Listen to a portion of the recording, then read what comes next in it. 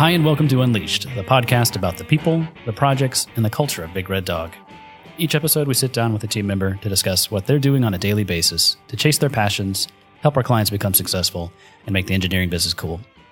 I'm your co-host, Sean Terrio Smith, along with Kelly Dakin. Kelly, it's good to see you. Hey, Sean, good to see you too. Good. I mean, we had a bit of a hiatus, but we're back on track. We're excited for this episode because we're going to be speaking with our human resources team. Let's go. Hi, and welcome back to another episode of Unleashed. As we mentioned in the intro, we have one of our human resources team members, or actually our human resources manager with us and on the episode today. Please welcome Kristi Johnson-Noble. Kristi, how are you doing today? I'm good, thanks. Hey, Kristi. Hey, Kelly. Thanks for coming on the show today. Yeah, happy to be here. Yeah, it's really exciting to be able to include folks who are, we mentioned it before with the accounting team, are supporting the mission, but really, truly a vital part of the mission. They're, even though we don't qualify it as billable or non-billable, it's all going towards a successful product, a successful client, and a successful team as a whole. And honestly, the culture at Big Red Dog is largely due in part because of the folks that manage our human resources, our accounting, and marketing teams, just like you and Kelly. So I'm excited to sit down and talk to you and kind of get a little bit of background on you and what it means to manage human resources here at this firm as an engineering firm.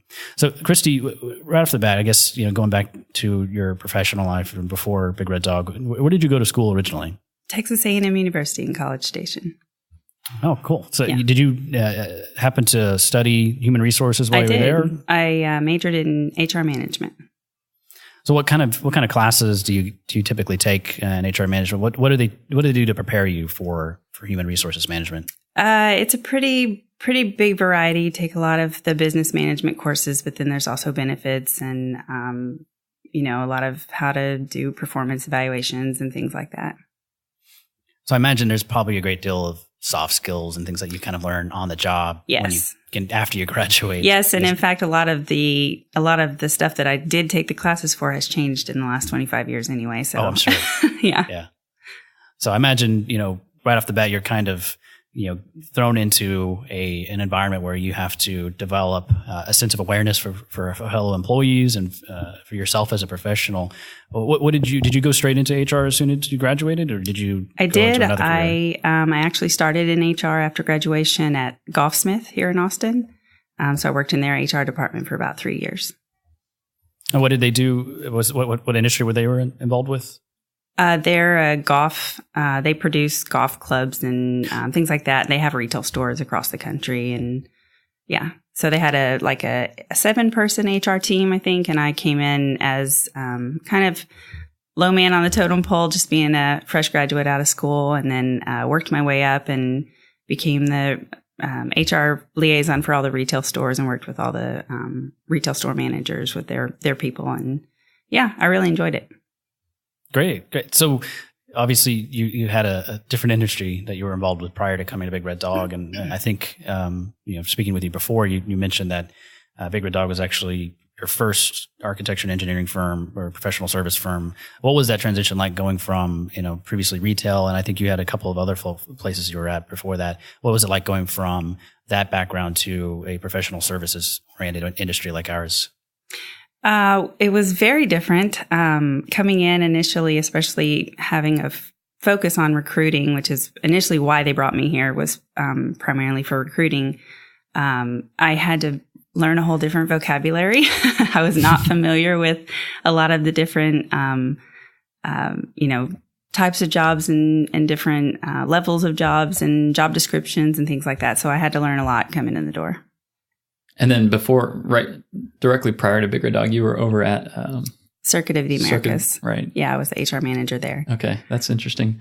They're now one of our clients, which is interesting too. But that must have been an exciting place to work as well. It was a lot of fun. A very, very diverse workforce over there, and just a constant. There was never a dull moment. Hard to have a conference because there's always cars on the tracks and things like that. So it was a lot of fun working there. So for our listeners that aren't in Austin, can you describe what Circuit of Americas is? Yeah. I know a little bit about myself, but not much being in Houston. It's the only F1 track in the United States, but also they have a concert venue and they host a lot of other races as well. So a pretty active place, definitely. Yes. Probably a dynamic work environment, I imagine, too, as well.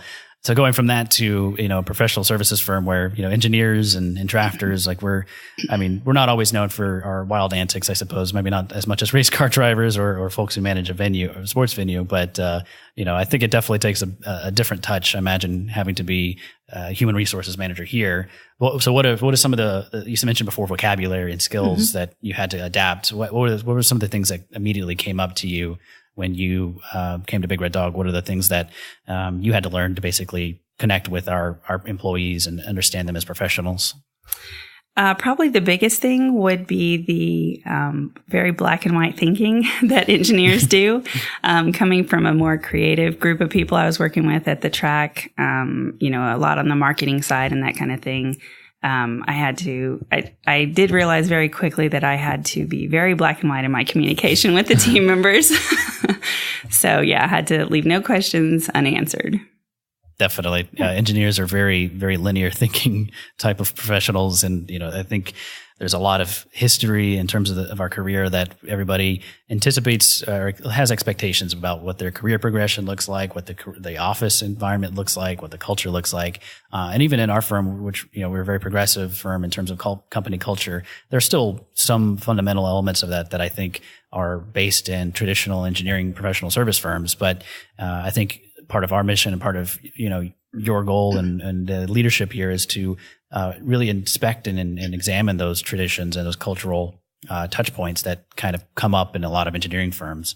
Are there any initiatives that you were particularly excited about from a cultural perspective that Big Red Dog had when you came on the team, or any initiatives that you've worked on since coming onto the team that you've been really excited to implement here at the company?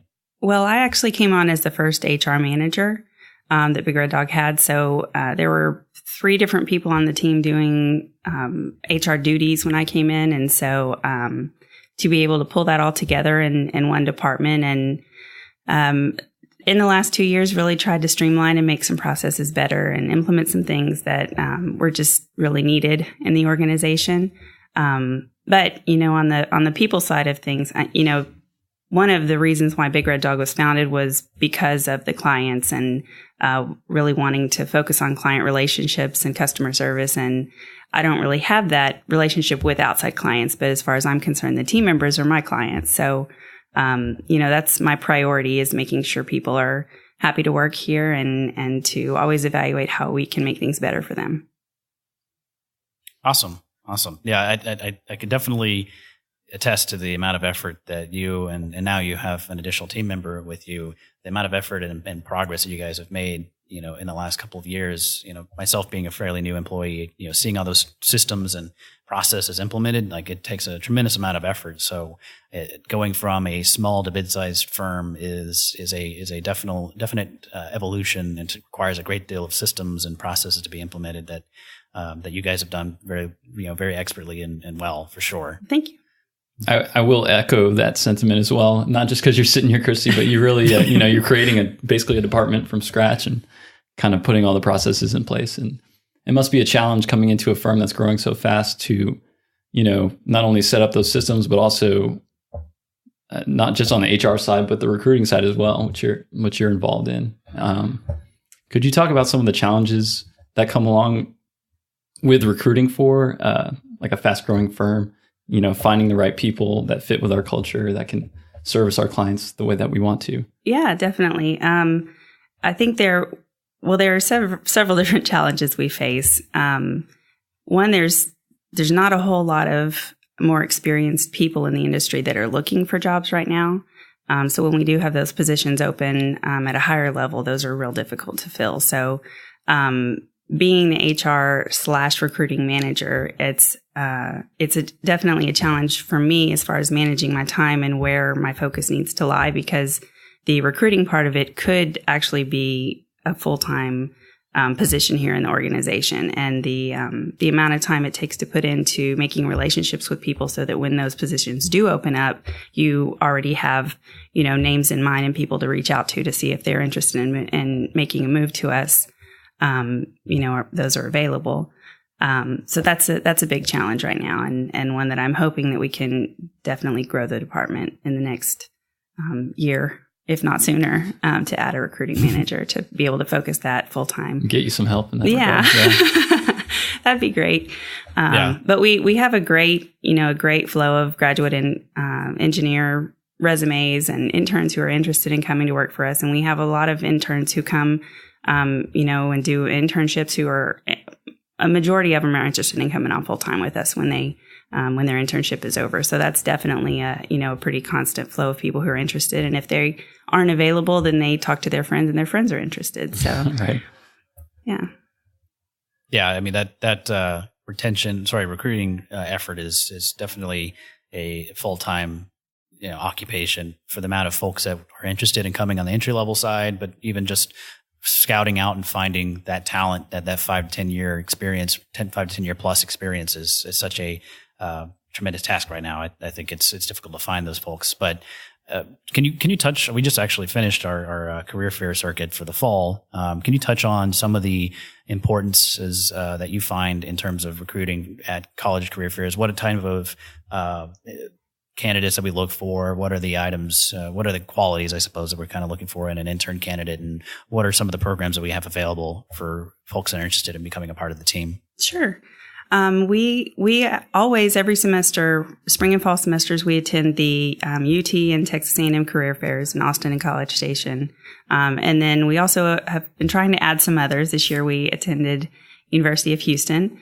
And we always have great candidates that come through our booths. And it's really hard to pinpoint, those that are just real outstanding and would be a great fit for us because there's so many great ones. Typically we look for people who have, really developed their leadership skills and not just, participate in the organizations on campus, but are, leading those as well. Because, coming into Big Red Dog, we don't really have a set career path. We look for you to kind of pave your own way here. And so if you already have those leadership skills developed, then you will most likely do well here. Yeah. And we have being that Austin is our biggest location, our biggest office, and UT being right here, we typically have about 14 internships a semester throughout all of our offices. But the internships here in the Austin office are very competitive because we do have UT here close by and a lot of people who make it known to us that they're very interested throughout the year. Yeah, absolutely. We definitely get pinged for interest pretty often here, even in the Houston office, even though we're fairly new as far as geographic location for the firm. I think the brand itself and the work that we do and the type of people we hire resonates very, very well with the type of students that are in college programs now. I think our culture makes a lot of sense to young engineers or folks who are entering into this industry. So it just clicks. I think it makes a lot of sense for them. So they definitely reach out to us. And, we always encourage folks to apply online and reach out to us at any events that we participate in, talk to us at career fairs. But, I agree wholeheartedly, looking for that leadership, that communication, those are key elements because technical experience, is something that, can always be developed. And as an intern, we're not expecting them to know, much more than they've learned in class. Sure. It's really a matter of, do you feel that you can hit the ground running? And we really promote based off of your ability to perform. And, I think we recruit that type of person, pretty consistently for sure. Yeah. Just while it's fresh in your mind, we were speaking to a lot of the university students, and I was going to ask you if there are any differences that you see in this next generation of engineers coming up, or if they latched on to any of our culture. While they were doing their research on the companies, did they latch on to anything that you kept getting questions about our company from those students? Well, they always ask about the actual work environment, and they mention a lot of the pictures and things, articles and employee spotlights and things like that they see on our website. And podcasts. And podcasts, yes. So I think just a focus on people and the importance that we place on the people that are here and, interest we take in our team members. I think that that's a very important thing for the people who are coming up. They don't just want to be a number in the organization, and they don't just want to come to work. They want to have relationships with people that they work with. And I think that we're proving that we put a focus on that here. Going back into your professional experience, were there any specific skills that you developed at previous companies that you found lent itself well to the environment that you find yourself now at Big Red Dog? Any specific, either whether it be interpersonal, kind of a soft skill, or more of a skill that you learned perhaps in school? Anything that you developed in during that time that seems to apply very well at Big Red Dog? That's kind of a tough one. When I was at Circuit of the Americas, I was a one-person HR manager as well, and so I had to. It was about the same size group as just over 100 team members, and so I think that definitely helped me to step in here and be able to take on the role as the first HR manager. Just kind of having to have a knowledge, because part of coming in and doing that was also showing the leaders some of what they may not have known needed to happen as far as HR processes and things like that. So having that already under my belt was definitely a plus for me. I can imagine. Yeah, having to build something from the ground up takes a special set of skills, and correcting anything that you may see that was either not necessarily deficient, but pointing folks in the right direction. Yeah, being an HR professional yourself, you can see it, but an engineering executive leader may not necessarily see it because they're used to a different type of business. So, sure. I can see how that would be very applicable. So, I guess kind of going towards personal life. Are there anything that you like to do in your free time? I understand from our conversations before, I have a family of 5, and I thought that was a large family, and you actually have a larger family than that at home. So you're very busy with activities, I'm sure, all throughout the week and on the weekend. So is there anything that your family does for fun besides coordinating everything? I imagine. What do you guys like to do in your spare time? Yeah, well, I actually have 3 of my own kids. My husband has 2, so we're a family of 7, and very mixed schedules. And the kids don't go to the same schools, so we do have a lot of football games and soccer games and basketball and things like that we attend on the weekend. So, but we also do like to go camping. We have a camper, and we do all 7 and the dog pile into it. And we love to go, visit different state parks and things like that when we have a free weekend. But hotel on wheels, right? Yeah, absolutely. Yeah, just love to be outside. And some of the kids are driving around now, so you don't have to cart them around everywhere. I have my oldest is a senior in high school this year. She has her own car, and so she's my personal chauffeur, nice. Taxi cab to take care of the other kids. So that's helped a lot.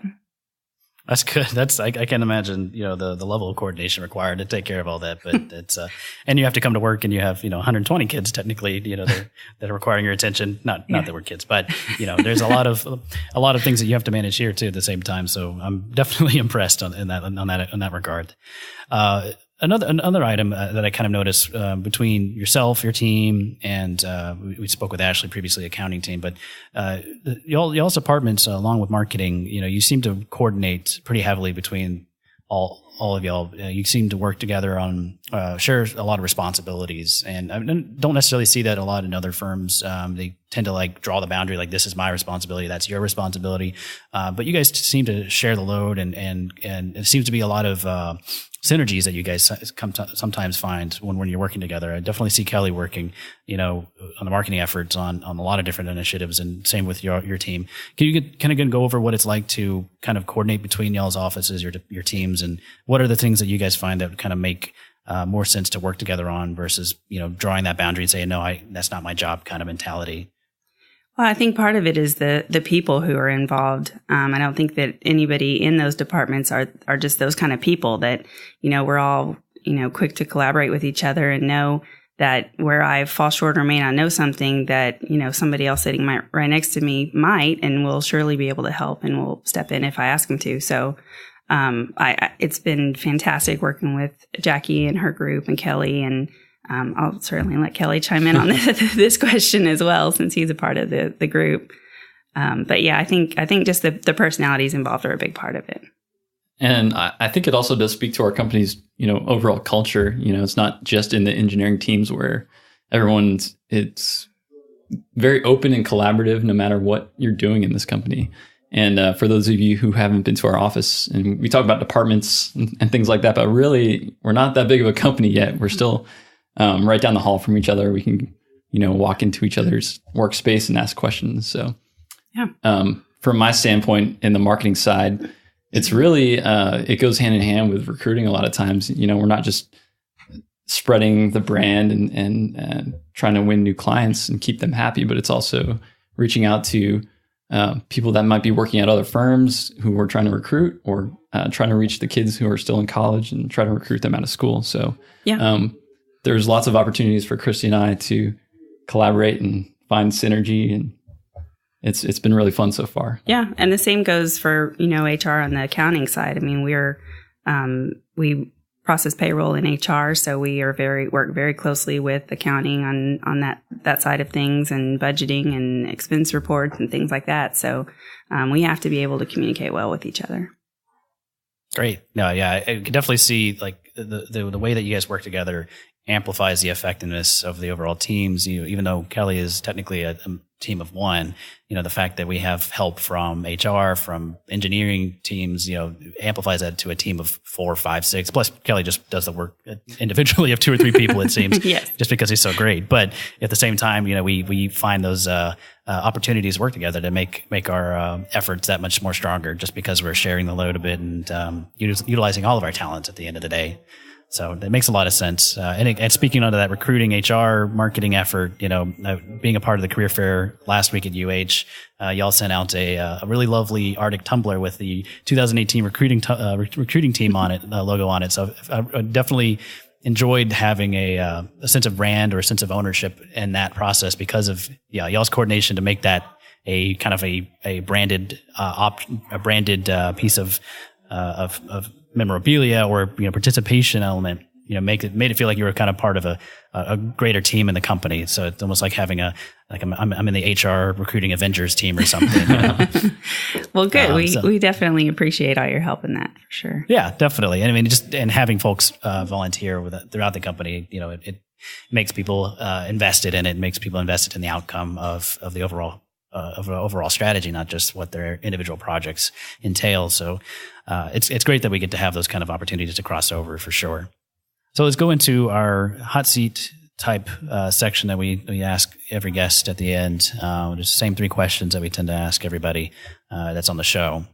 So first one is, if there was a virtual Big Red Dog library, if there was a place for every office to put a consolidated list of books, what book would you recommend or add to that bookshelf for everybody to potentially read or share? Okay, I would definitely add Simon Sinek's Start With Why. Have you read that one?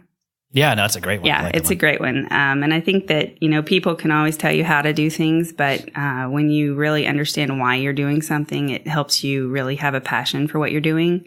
And I think for our organization, that's something that we've been trying to look at for the last several months and even year, and really figure out why we are doing what we're doing so that our team members can all have the same understanding and can all get behind the same passion of doing it.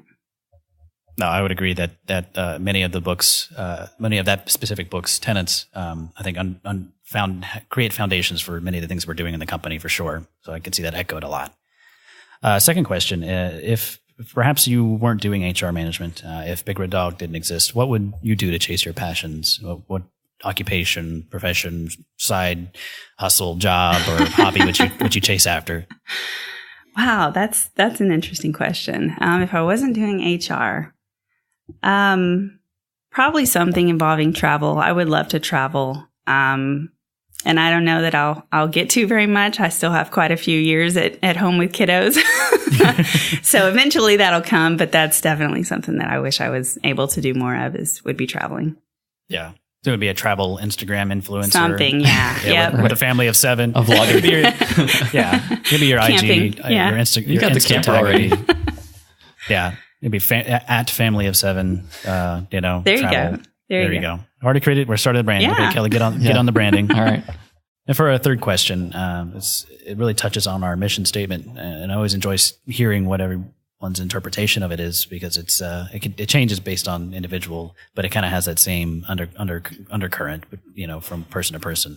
So, what does it mean to you to make the engineering business cool? I think for the engineering business to be cool, for Big Red Dog, that means kind of stepping away from what people normally think of when they think of an engineering firm, which is, suit and tie, corner office. But we, like I mentioned before, really put a focus on people, and the client relationships and relationships with, our team members. And so to give people the opportunity to come to work and enjoy the people that they work with and the environment that they're working in. I think that is something that's very cool. That's a great answer. No, thank you. Yeah, I think that kind of touches on, most of the folks that have answered that question so far really use some kind of combination of focusing on people and focusing on each other. And I think that's kind of the common thread there for sure. That really about wraps it up. Kristi, I really appreciate you coming by. It's definitely great to get that insight into HR and just how you help contribute to the culture here at Big Red Dog. Thanks for stopping by. Yeah, thank you guys. Thanks, Kristi. Well, that does it for another episode of Unleashed. As always, you can find us online, find our show notes at bigreddog.com/podcast. If you have an opportunity, you can always find us on iTunes and Spotify and Google Play. And if you have an opportunity, please leave us a rating and review. That would really help us out tremendously. And thanks to all of our listeners. One thing I want to ask you guys this episode is we want to hear from you. We know that you're out there and you're listening and you're downloading and you're subscribing. But if you have any questions for us or about the firm, or if you have any show ideas or guest ideas, just reach out. There's about 800 different ways that you can reach out to us online through all of our social media channels, email, or our website. So give us a shout, and maybe we'll do a Q&A episode here coming up. Yeah, send us a DM on Twitter or Instagram. Kelly sees them all. I'm sure he'll pass them on to me, and we'll go through them. Well, thank you for listening, and take care for now.